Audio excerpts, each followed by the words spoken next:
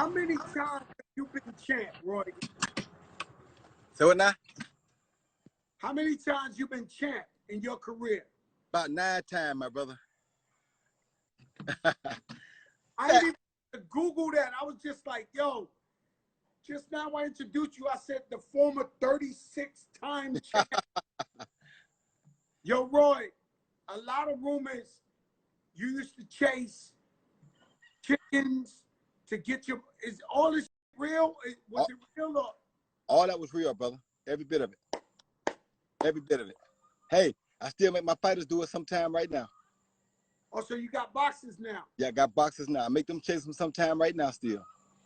Especially the young ones. Teach them how to change directions quickly. It shows them how to move. Teaches them how to keep their feet up on them, keep their weight in the middle, and not get their weight out in front of them or too far behind them. Because the chicken changes directions on the instant, just like an opponent. So you must know how to keep your footing so you can change directions at any moment. You know, I see that on the fights all the time. They say, you know, like when he's a big puncher, he likes to sit on his feet. But you mean you teach him how to be a big puncher either way, light on the feet or back on the feet?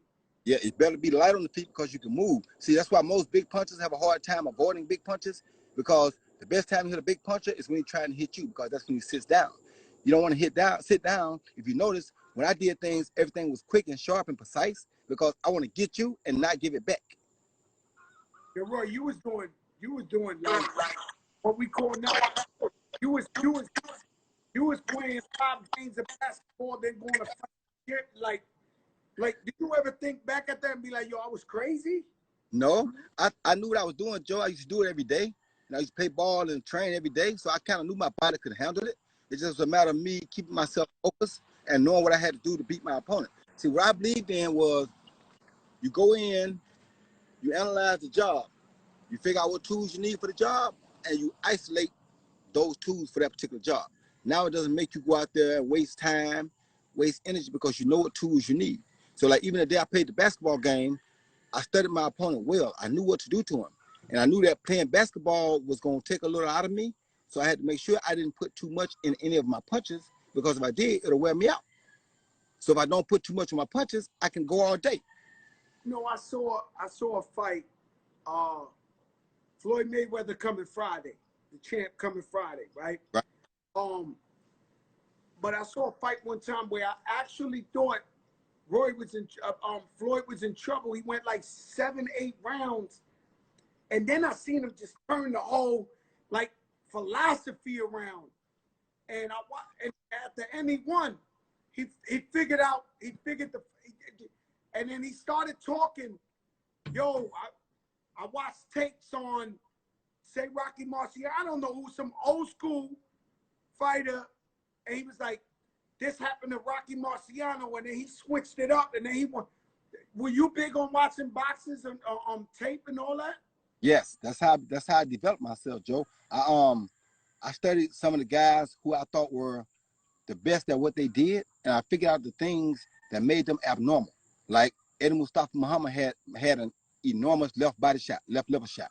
So I peeped that. That was his best thing. I peeped that. Joe Frazier had an awesome leaping hook. I peeped that. Muhammad Ali had the feet and the speed. I peeped that. Tommy Hearns had a perfect right hand. I peeped that. Sugar Ray Leonard had the speed and finesse. I peeped that. Marvin Hagler had the endurance. He never was up here. He never was down. He stayed here the whole time. I peeped that. Wilfred Benitez, Roy, had awesome defense. I peeped that. So that's the worst fighter. Let me tell you something, Roy. Back in the days, I remember in my projects, I was talking to this dude, and I snuck him, sucker punched him. Bow. He fell on the floor and did a push-up and got back up. And he said, wait. I said, holy. Yo, Roy, I hit him with the kitchen sink. I knew I was in for a long one that day. I said, oh, 2 hours later, I'm still fighting the guy in the middle of it. I'm like, Jesus Christ.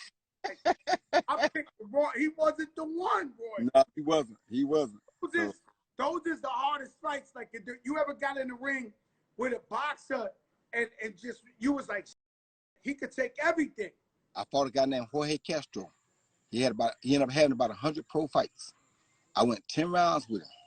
I hit him with everything that I could think of, everything the people watching could think of, everything my mom and dad could think of, and he still kept coming. Hey, you was I, like, yo, this is gonna be a rough one. long night, BB still chasing me. You know, I had Mike Tyson on here. He was telling me about Mitch Green. I knew Mitch Green back in the days in the hood in Harlem. Right. They was different. Yes. They fight in the street every day. Yes. The Mitch Green would just pop up on them and start fighting them. What boxer you really had to smoke with that you really was like, yo, I want to beat this guy bad? The only guy I had to smoke with like that was the second time I fought Montell Griffin, because he quit on me the first time, and it wasn't so bad that he quit on me. It's just that when he quit on me, I felt disrespected because he talked like he beat me. And you didn't beat me. If you beat me, I'll take my head off and say, you're a better man tonight. You know what I'm saying? There were guys that you take your head off and say, tonight, you was just a better man. Not you're a better fighter, but tonight, you was a better man. So if he beat me and had some real mannerism about it, I'd have been cool. You understand me? But he quit on me, didn't act like he beat me and talk crazy like, oh, I'm gonna go through this. I'm saying, no, but we don't do it like that now. Come on. He just wanted another fight. He wanted a payday, boy. Well, he had that coming anyway. When he quit, he had that coming anyway. They gave him my belt. You got that coming anyway. He had that coming anyway. He didn't have to do all that for another fight. He had that. Listen. After the fight, I told my guy, I said, listen, get him back in the ring. I don't care what it takes. Get him back in the ring. They say, you know what, Roy? But he gonna want more money. I said, listen, give him all the money. Just tell him bring my belt to the dance. I don't want the money. I don't care about the money. Bring my belt to the dance. He can have all the money. Bring my belt to the dance. That's all I'm interested in. And that's what happened. I understand. Yo, Roy, you one of the first boxers to ever rap. Y'all must have forgot. Let me tell you something. How many years ago was y'all must have forgot? A lot of them, at least probably close to 20 years. Yo, Roy, I still remember. Your face came up, the comments was like, y'all must have forgot. Yeah. Like, everybody know you, Shaq, AI, Kobe. You know AI, I was in the studio with him writing for AI. Yeah, AI. So he got in trouble about that music. I was like, oh my God, I tried to disappear through the back door. Because I was in the studio with him in Philly. Really? Yeah, I was right. He was cursing his ass off. He was, AI thug, you know what I'm saying? Yeah. He was, AI thug, you know what I'm saying? Yeah. What's up, baby? On set, the Fat Joe Show. Roy